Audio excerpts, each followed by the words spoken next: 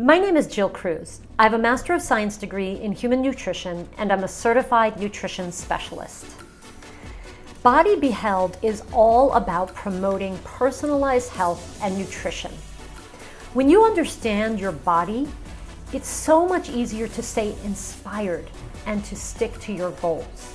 And when you understand your body, it also helps cut through all the debate and the confusion about what's the best way to eat or the best way to work out. My goal is to help you understand what works best for you.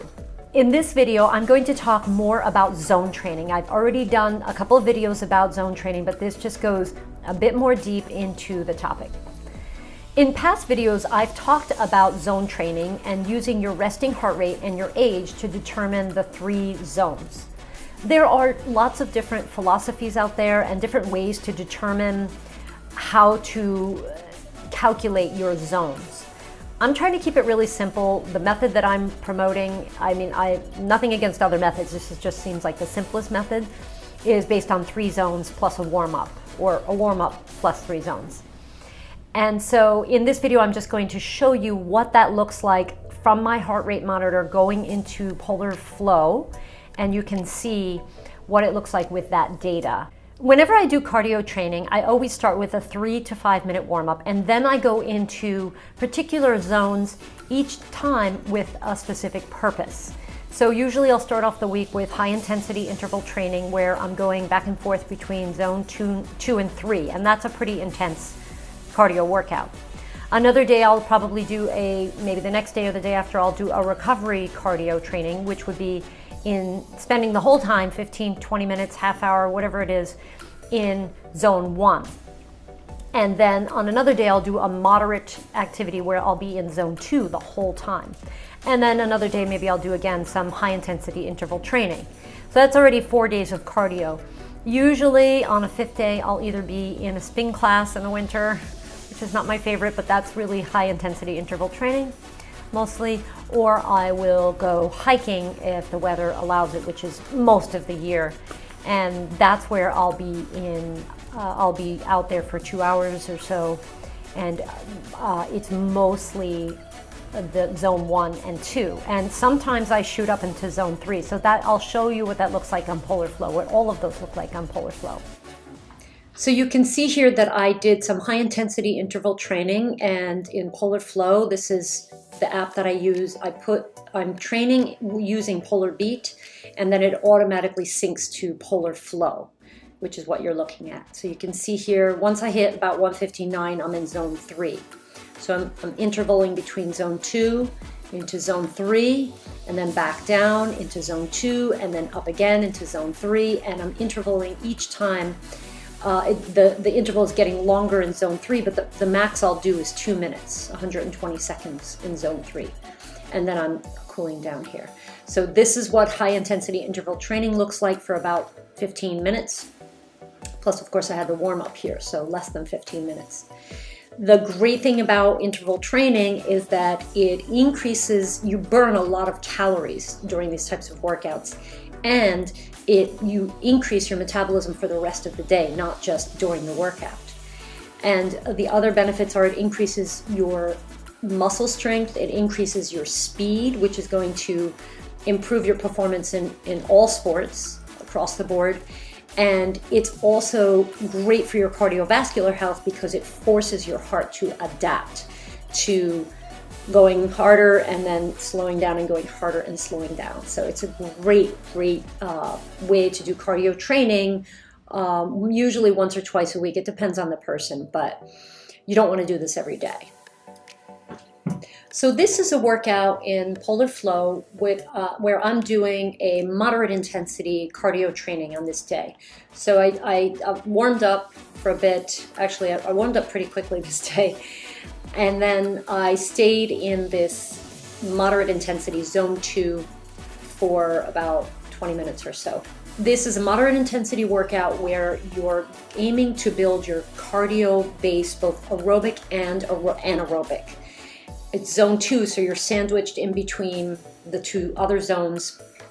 And so you're straddling both zones, so you're building both aerobic and anaerobic capacity. You're also building in this zone, you're doing cardio, you can build leg strength, which is, I think most people would like to gain that.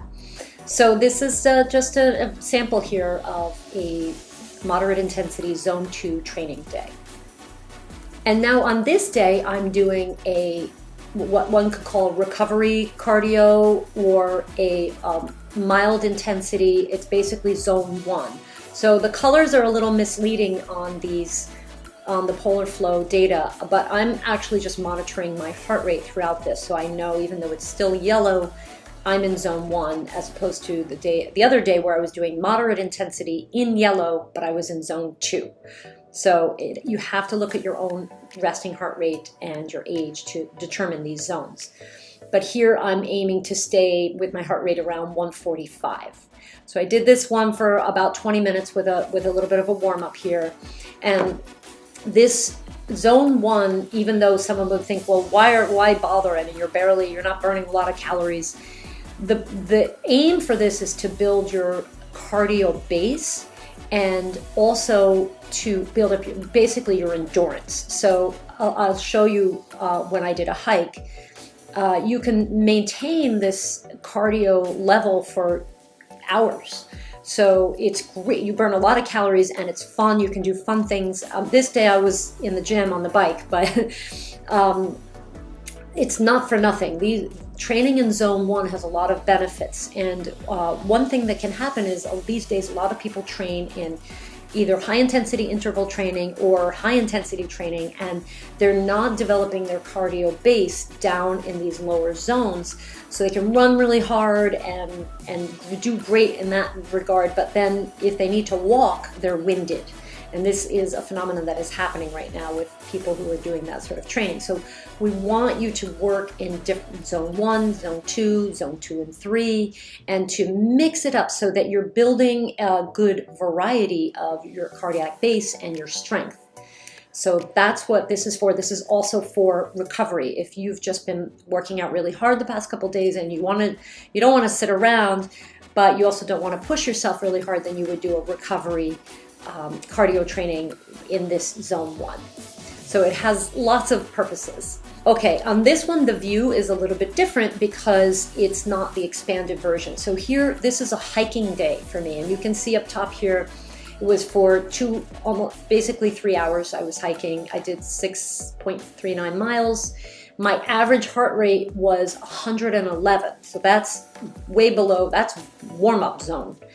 My max was 156. My minimum was 66. I don't know, maybe that was when I took a break to have some trail mix. But I burned 900 calories. So it's not a huge amount, but I enjoy it. I do it for fun. But also, while I'm doing this training, you can see I am in all the zones. So I'm getting in and out. I mean, the purpose of this is to build your endurance. But also you can see I am having some spikes there. So there's a lot of cardiac aerobic versatility and adaptability that has to happen during this hike. And this could be, for some people, it could be biking, it could be swimming, it could be rollerblading, whatever you want to do for a longer period of time. So you're just moving. This is something in our society we don't do enough. Just plain old just moving for long periods of time without being at high intensity. So it has this also has a purpose, and it's just so fun too to be out in the woods. So I just went through a couple of different aspects to cardio zone training, and the goal is to get the variety and to get in your high intensity interval training, your moderate zone training, your zone 1 mild intensity training, and then to go out and just move for a couple of hours, at least once a week, if not more, and to just get your cardio base, a bunch of variety, but mostly you're not in those higher zones most of the time. So that's an overview of zone training.